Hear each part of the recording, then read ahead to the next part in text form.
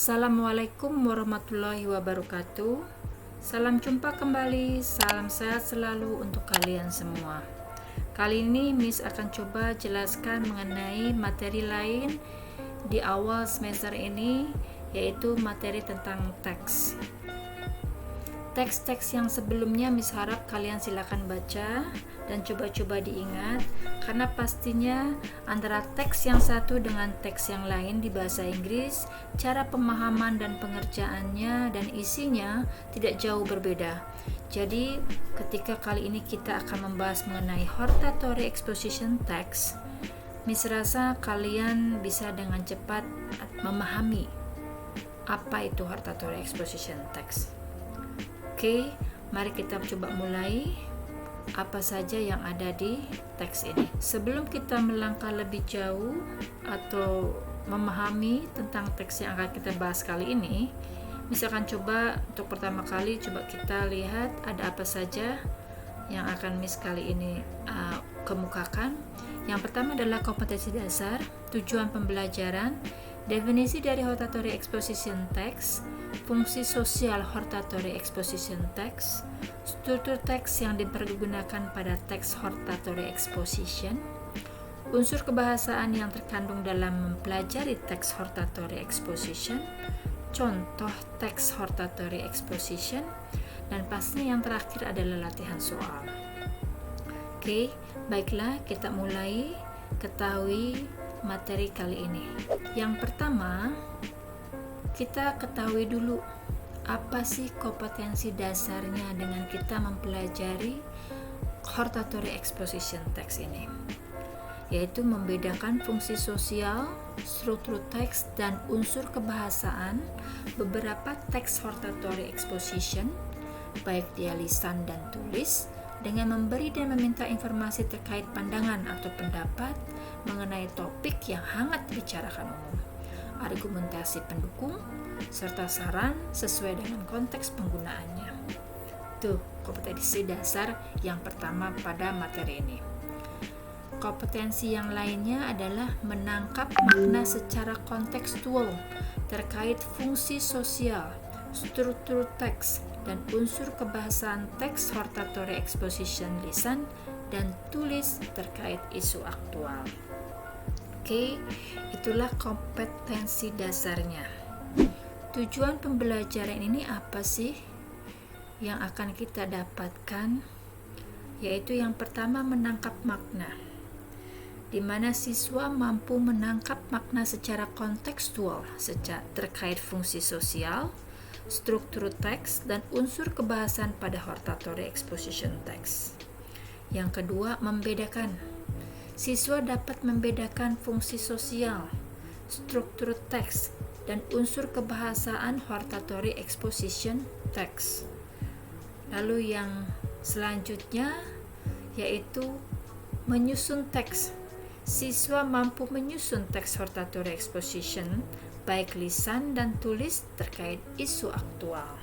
Nah, itulah tujuan pembelajaran yang nantinya menjadi patokan, menjadi dasar untuk pembuatan soal latihan sebagai evaluasi dari pembelajaran materi tentang hortatory exposition text. Ini ada satu kalimat dari salah satu orang terkenal yang mengatakan bahwa I can't understand why people are frightened of new ideas. I am frightened of the old ones. Ini beliau mengatakan bahwa dia sangat tidak suka atau sangat heran, tidak memahami, tidak mengerti kenapa orang takut dengan ide-ide baru. Padahal dia sendiri takut dengan ide-ide yang sudah usang atau lama. Itu dari John Cage. Jadi ini memotivasi kita untuk selalu inovasi, mempunyai ide-ide baru yang cemerlang untuk perubahan hidup selanjutnya. Itu maksudnya sepertinya. Oke, ini hanya selingan untuk kalian. Yuk kita lanjut tentang hortatory exposition text. Nah, di sini dimulai dengan definition. Apa sih definitionnya dari hortatory exposition text ini? Hortatory exposition text is a text which represents the attempt of the writer to have the addressee do something or act in certain way. Di sini maksudnya hortatory exposition ini merupakan sebuah jenis teks bahasa Inggris yang bersifat persuasif. Biasanya jenis teks ini digunakan untuk menjelaskan kepada pembaca mengenai sesuatu yang boleh atau tidak boleh dilakukan. Jadi jenis teks ini tentunya bersifat formal dan juga harus ditulis berdasarkan fakta. Tuh ingat ya, itu hortatory exposition.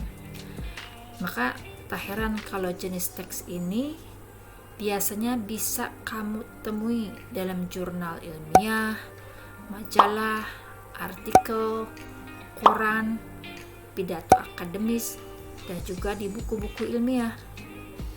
Nah, oleh karena itu si hortatory atau jenis teks ini juga ada yang sama, yang hampir sama modelnya untuk dengan teks yang lain.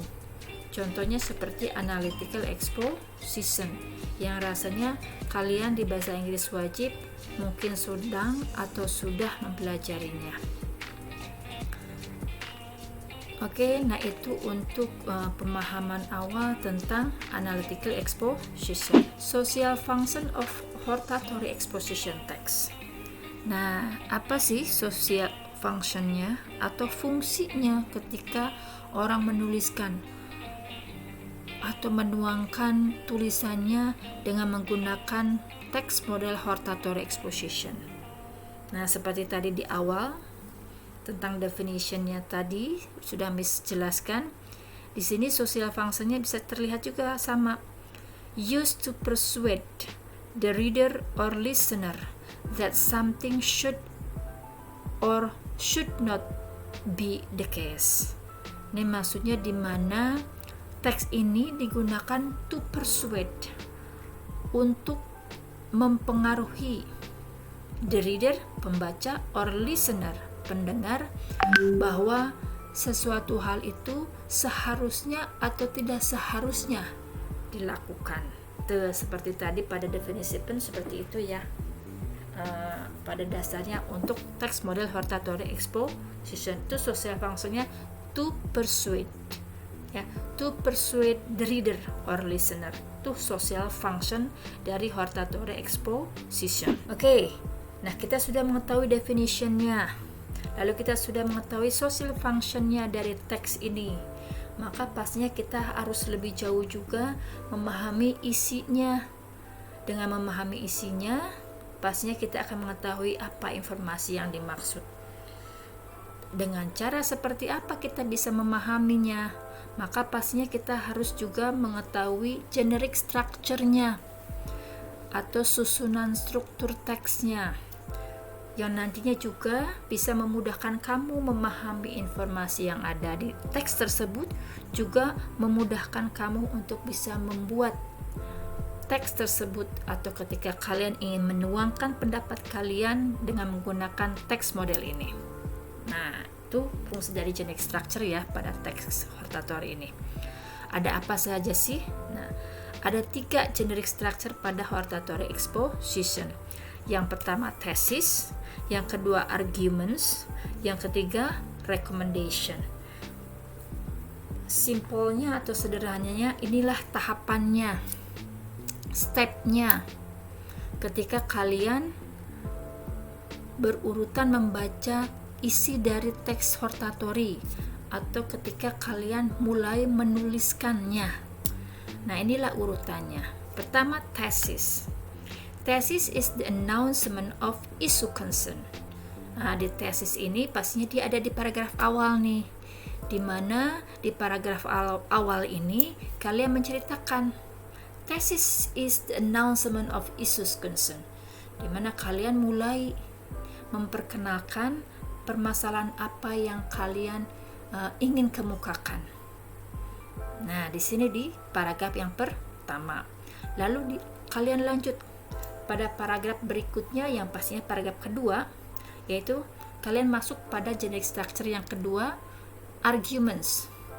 Arguments di sini kalian menceritakan tentang argument is reason for concern leading to recommendation, di mana di sini kalian mulai mengungkapkan atau ketika kalian membaca mendapatkan informasi tentang argument atau pendapat-pendapat, bisa dari si penulis itu sendiri, bisa juga pendapat-pendapat dari orang lain atau para ahli yang diambil, yang dikutip untuk mendukung tentang isu yang kalian sedang coba ungkapkan.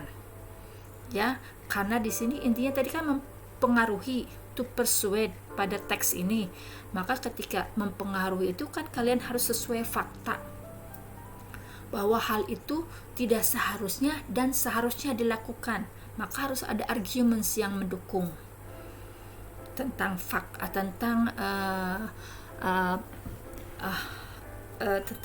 tentang ajakan kalian. Nah, bisa dibilang ini adalah satu teks yang mengajak kalian ya, karena makanya dia dibilang to persuade dari social functionnya.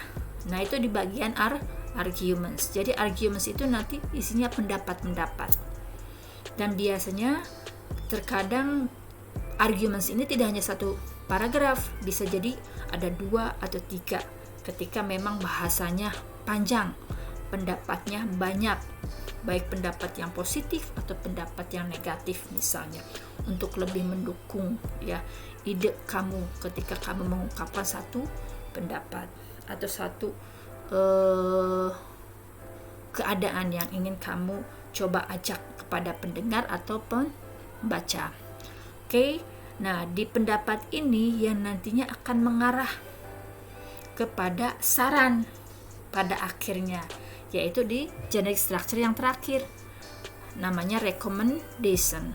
Nah, di recommendation inilah dimana apa yang sudah kamu ungkapkan di pendapat-pendapat sebelumnya, apa sih sarannya pada ujungnya. Recommendation is statement of what ought to happen. Nah, inilah dimana akhirnya ciri atau social function dari hortatory exposition ini adalah to persuade, mempengaruhi, atau kata lainnya mengajak para pendengar atau pembaca dengan satu hal, di mana si penulis mengajak agar untuk tidak seharusnya atau seharusnya dengan satu hal. Nah, maka si penulis pada akhirnya akan menyarankan recommendation di paragraf yang terakhir. Nah, itulah generic structure pada hortatory exposition. Paham ya? Seperti itu alurnya, ceritanya. Nanti kalian bisa coba bayangkan ketika kalian mau menuliskan apa yang kalian coba punya ide atau pendapat, bisa kalian buat atau tuangkan dengan teks model hortatory exposition text ini. Oke. Atau ketika kalian misalnya membaca salah satu teks ya dengan model hortatory text ini, kalian sudah tahu gitu bagian-bagiannya, bahwa bagian ini tentang ini, bagian ini tentang ini gitu loh ya. Karena biasanya nanti di tes kalian akan diberi pertanyaan berdasarkan bagian-bagian tersebut. Jadi punya satu strategi dengan cepat menjawab sebuah tes. Nah, ini adalah language features-nya of hortatory exposition text atau unsur kebahasaan yang pastinya akan kalian dapatkan dari mempelajari hortatory text ini. Yaitu satu, focusing on the writer, di mana di sini si teks ini lebih fokus pada si penulis ya intinya. Lalu using abstract noun. Using abstract noun ini dimana kalian akan ketemu dengan kata-kata dengan model abstract noun. Contohnya misalnya policy, advantage, atau misalnya bisa saya coba perlihatkan abstract noun sama kalian. Oke. Nah, ini macam-macamnya yang bisa kalian lihat. Ada hate, hatred, hearsay, honor, ego, envy, evil, Dan ini semua adalah model-model atau macam-macam dari abstract noun atau kata benda abstrak dalam bahasa Inggris ya. Bisa kalian coba cari juga di kamus ya, untuk lebih memperbanyak atau memperkaya kosakata kalian. Sok silakan kalian coba cari tentang abstract noun ya di kamus atau di Google Translate bisa lah kalau kalian menggunakan Android ya, internet.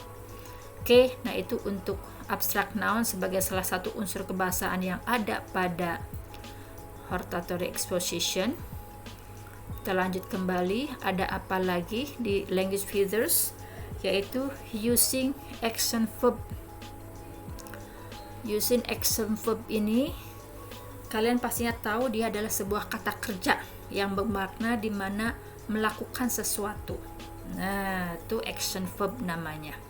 Ya. Seperti apa sih contoh-contoh action verb-nya? Nah, nih. Lihat. Nih ada nih contoh-contoh beberapa action verb yang bisa kalian lihat. Ada orang playing a ball. Lalu ada yang sedang cook, run, swim, laugh, read, sleep, bark. Nah, ini semua adalah contoh-contoh dari action verb, di mana maknanya dia sebuah kata yang memaknakan suatu kegiatan. Oke, nah itu action verb. Oke, selanjutnya kita lihat lagi ada apa lagi sih language feathers-nya, yaitu thinking verb. Using thinking verb. Thinking verb itu seperti misalnya contohnya I think, assume, as far as I know, something like that ya. In my opinion, my idea. Nah, seperti itu. Contoh-contoh dari thinking verb ya. Lalu penggunaan using model adverb.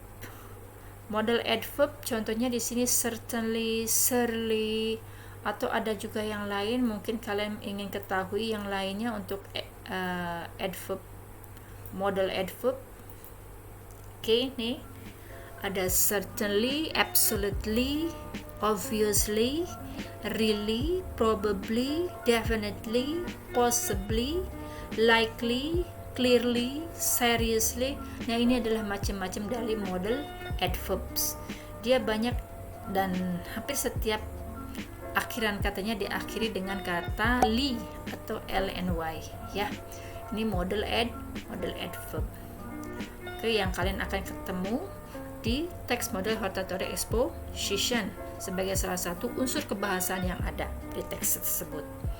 Oke, yang selanjutnya unsur kebahasaan yang lain adalah using temporal connective. Contohnya firstly, secondly, atau yang lain yang Miss juga punya. Silakan dilihat untuk menambah wawasan kalian. Di sini connective. Nah, ini connective. Meanwhile, first, last, next, then, finally, eventually, this evening, last week, after, a while, soon, afterwards, meanwhile, itu semua adalah connective ya. Oke. Yang selanjutnya apa lagi sih unsur kebahasaannya setelah connective, temporal connective, yaitu using passive voice. Nah, di passive voice ini pastinya kalian sebelum materi ini kemarin minggu lalu sudah mempelajarinya, bukan? Yaitu kalimat passive and active atau passive voice. Ya, Miss harap kalian sudah memahami dan disinilah penggunaannya dengan apa yang kalian pelajari kemarin. Nah, digunakan nih di teks model ini. Ada beberapa kalimatnya menggunakan model kalimat passive voice. Jadi kalian pastinya sudah harus mengenali ya seperti apa itu using passive voice-nya ya. Oke, yang selanjutnya adalah using simple present tense. Nah, pastinya memang present tense itu biasa digunakan untuk ketika menginformasikan satu kebenaran. Nah, teks model ini kan dibilang dia harus mengungkapkan sesuai fakta. seperti tadi di definisi sebelumnya ya disebutkan. Makanya karena dia adalah sebuah teks di mana fakta berbicara sesuai dengan pendapat yang benar adanya, maka biasanya untuk teks model seperti itu membutuhkan kalimat dengan menggunakan kalimat model simple present. Nah, yang seperti apa sih simple present itu? Pastinya udah kenal kalian karena ini udah sangat sering ya kalian pelajari dan jumpai. Yaitu lihat di sini ada yang positif di mana subject plus verb atau subject plus verb 1 edit bar s or is. Nah, yang seperti itu ya. Jangan lupa itu karena simple present itu punya dua macam kata kerja. Yang satu verb 1, yang keduanya verb 1 edit by s or is.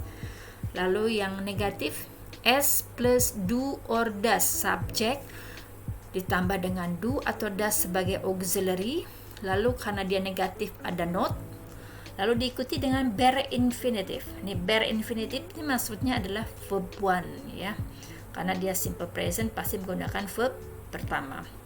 Itu untuk negatif. Sekarang yang interrogatifnya, di mana si auxiliary yang ada kalian taruh ke depan sebagai kata tanyanya, do atau does.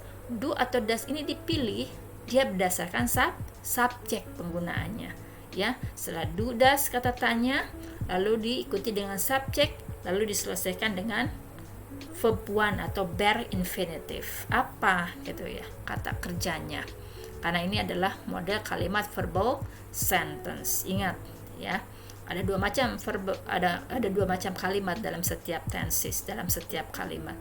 Yang pertama verbal sentence dan yang kedua ini nominal sentence, di mana nominal sentence ini menggunakan verb to be, atau ketika tidak ada kata kerja dia dilengkapi dengan to be. Seperti apa sih kalimatnya nih? Sama, dia ada positif, negatif dan interrogatifnya juga. Subject plus am or is or are. Ini dipilih nih salah satu yang sesuai dengan subjek. Apa saja kalian pasti sudah pahami ya, tidak perlu diulang-ulang. Yang kedua yaitu kalimat model negatif. Subjek ditambah am, is, are sebagai to be-nya, lalu ditambah dengan not. Ya. Ini adalah kalimat negatif ya. Nanti dilengkapi di sini biasanya dengan objek. Lalu yang selanjutnya kalimat interrogatif. Am, is, are plus subjek plus objeknya lalu tanda tanya pastinya sebagai pelengkap kalimat punctuation pada kalimat tanya atau interrogatif.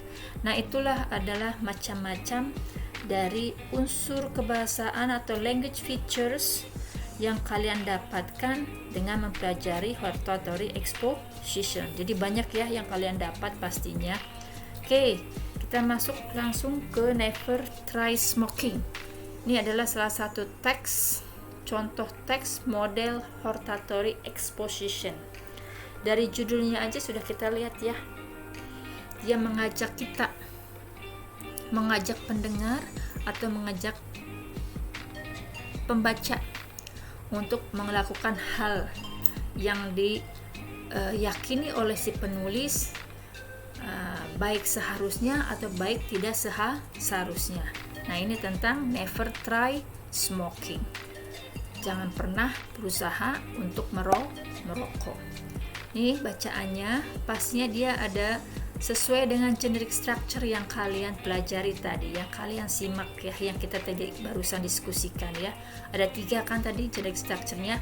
Ada tesisnya sebagai ungkapan awal tentang apa yang akan diungkapkan oleh si penulis.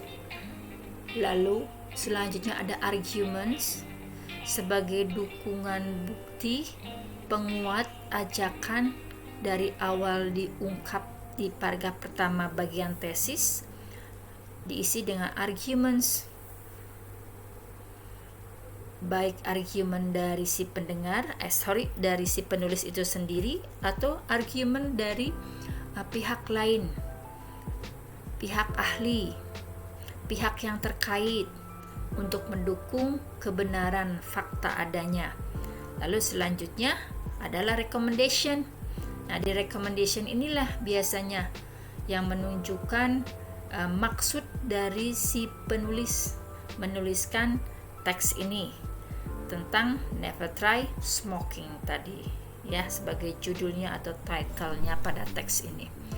Nah, inilah contoh dari teks hortatory exposition. Silakan kalian bisa dibaca berulang-ulang seperti apa sih judulnya atau isinya dari teks hortatory exposition, dan coba kalian berlatih untuk membagi atau memilah atau bisa melihat gitu ya bagian-bagian pada generic structure-nya untuk memahami apa isinya sebenarnya dari penulis maksudkan.